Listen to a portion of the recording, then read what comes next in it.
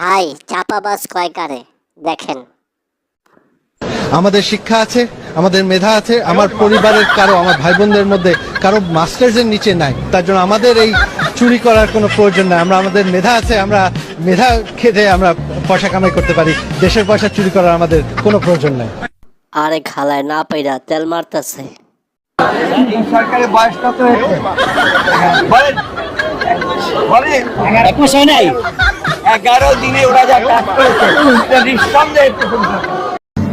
উমর রাদিয়াল্লাহু আনহু যখন ছিলেন খলিফা, তখন তার এক ইশারায় একটা দেশ উঠতো, একটা দেশ বসতো। তিনি বিশ্বকে নিয়ন্ত্রণ করেছেন না? করেছেন। উসমান রাদিয়াল্লাহু আনহুর খেলাফতের সময় তিনি বিশ্ব শাসন করেছেন না? করেছেন। আলী রাদিয়াল্লাহু আনহুর খেলাফতের সময় তিনি বিশ্ব শাসন করেন নাই? করেছেন। উসমানীয়দের সময়, উমাইয়াদের সময়, আব্বাসীয়দের সময় মুসলিমরা বিশ্বকে শাসন করে নাই?